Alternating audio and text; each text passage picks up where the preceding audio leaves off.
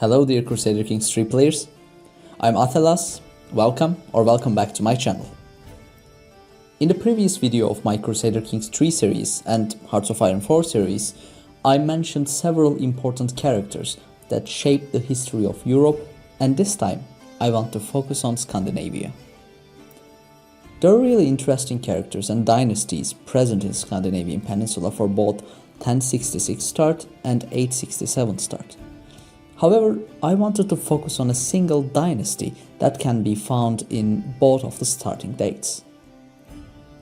The 867 characters could be considered mythological due to their presence in the Icelandic sagas, and most of them are not historically documented figures. Although they might be totally mythological and unhistorical, they come with great opportunities to make those Icelandic sagas happen. Therefore, I wanted to talk about a dynasty which shaped the Icelandic sagas that I previously mentioned, the Sigurdr Dynasty. You probably have heard this dynasty before from either the famous television series Vikings or the saga of Ragnarr Lodbrok. Ragnarr was a figure in Old Nordic poetry during the Viking Age. He is depicted as a legendary hero who lived in the 9th century and raided several important locations in the British Isles. Based on the epic sources, he was the son of Sigurd Ring, who was the king of Sweden. In his youth, Sigurd was a vassal under his uncle Danish king Harald Hårderåd. He raised his people against Harald and overthrew him, making Sigurd the king of Swedes and Danes. For years, he ruled both of the people. After the Sigurd, the tale of Ragnarr Lodbrok began. Ragnarr was a great warrior. In his youth, he fought against a mythological giant serpent to win the hand of beautiful Thora. To protect himself from the venom of serpents, he wore breeches which are treated with sand and tar. This selection of outfit gained him the nickname Lodbrok, meaning the hairy breeches. Thanks to his shield and the unusual outfit, the way of venom that comes from the serpent's mouth is blocked, and Ragnarr killed it with a blow of his spear. Thora gave her hand to Ragnarr, and they had two children, Eric and Agnar. Unfortunately, Thora died because of an illness, and Ragnarr married with another beautiful woman named Aslaug. From her, he had sons, Ivar, Björn, Halfdan, Ragnvald, and Sigurd. While his children growing up, Ragnarr decided to continue his fame by conquering the British Isles. However, he was captured by the King Ella of Northumbria, and the king executed him by throwing him into a pit full of snakes. Following his death, the children of Ragnarr avenged their father mercilessly and became the rulers of Sweden, Denmark, York, and Scottish Islands. The dynasty Sigurd can be played by selecting one of those sons of Ragnarr in 867 start. You can play either Sigurd of Zealand, Björn of Uppland, Halfdan of York, or Ivar of Kingdom of Isles. Year 867 is just before the children of Ragnarr avenged him. Therefore, you might end the tale of Ragnarr Lodbrok as a player of Crusader Kings III. Before we continue with the next part of the video, could you please consider subscribing to my channel? Unfortunately, 90% of the viewers do not subscribe, and I can definitely say that main motivation behind my work is your humble subscriptions. Also, I'm creating content about strategy games, including Baldur's Gate 3 and Hearts of Iron IV, so you might want to check out my other content. Let us continue with the story of Ragnar's children. Before Ragnar's death, his children were famous due to the raids they executed to today's Denmark. Also, they fought against a vassal of Ragnarr to ensure their dominion over Sweden. After Ragnar's death, they sailed to England to avenge their father and kill Ella of Northumbria. According to the saga, they were first beaten back by the English forces and forced to reconciliation.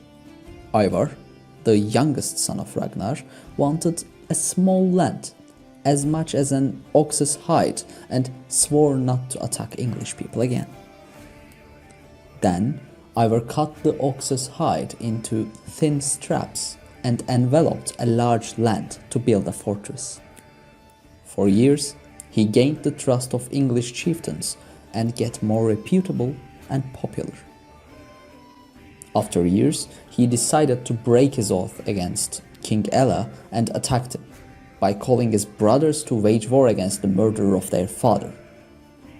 During the war, his brothers Björn, Halfdan, Sigurd, and many English chieftains fought against Ella and captured him. They executed him mercilessly by applying a terrible Norse ritual execution type called Blood Eagle. After that, Ivar raided Ireland and formed a dynasty called Uimair, which is depicted as Ivarings in the game. This dynasty ruled Dublin as the king of the Norsemen of all Ireland and Britannia, and lost their power in 11th century. Then they intermarried with the Irish aristocracy, and in some way their bloodline continues, even though the name Ivaring is long forgotten. Also, Ivar had the nickname Boneless due to either a genetic disease called brittle bones disease, or he might have basically lost a leg because the nickname could be translated as legless rather than boneless, which is preferred by the creators of Crusader Kings III, and they represented him as a one-legged character in the game.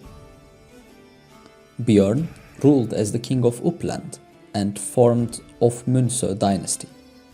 He was confirmed by some contemporary annals and therefore considered as a historical character. He and his Vikings raided northern France, including Paris and Brittany. He organized several Viking raids to Mediterranean with the cooperation of Hæstein, who is a playable character in 867 start. The third son, Halfdan, organized raids against Russia, a really strange way to go after England, and died while fighting there. Sigurd, the last child, ruled as a king of Denmark, and his descendants ruled Denmark for 300 years, which moves our story to the next starting date, 1066, to King Svend of Denmark. Although the genealogies might not be a reliable source, many rulers of Scandinavia claimed that they were the descendants of Ragnarr Lodbrok. For instance, King Svend claims that he is descended from both Björn Ironside and Sigurd Snake in the Eye. Also, we can see the whole genealogy of the dynasty, which I think is a great work of Paradox Entertainment. During those 300 years, you can easily observe how the religion changes through Scandinavia. Although Svend claims a descent from a legendary Norse pagan, he is a Christian Catholic ruler. He was a descendant of King Svein, who ruled Denmark, Norway and England under the name of North Sea Empire. King Svend II was a rival of Norwegian famous King Harald, and they raced against each other to form a rule over England and restore the empire of his uncle, Knut the Great. However, both of them were unsuccessful, and William the Conqueror, a Norman bastard, was victorious. 1066 start is a great opportunity for the players to restore the North Sea Empire found by Svend's grandfather. I have explained how it is possible to create North Sea Empire via decisions in my previous video, so you might want to check it out to learn more about them. Although there are many other characters in 1066 start that belongs to the dynasty of Sigurd, I cannot talk about all of them. However, you might want to check them out. Most of them turned into Christian rulers over Ireland, Scandinavia and Britannia. However, there was one different character who continued practicing the old ways of Scandinavia, and I want to finish this video with him, King Emund the Old. Although he is dead in 1066 start, Emund was a really different character in 11th century Scandinavia. His mother was a Pomeranian noble who was a concubine of the first Catholic ruler of Sweden, King Olaf. He was the second son and raised by his mother's Slavic family, and did not continue to the practices of Christianity under the halls of Slavic pagans. Although it was unexpected, after his brother died without an heir, he ruled Sweden for 10 years, and thanks to his heathen nature, he had significant disagreements with the Archbishopric of Bremen, and those disputes have survived today. Similar to his brother, he died without an heir, and the throne of Sweden inherited by his son-in-law, King Stenkel.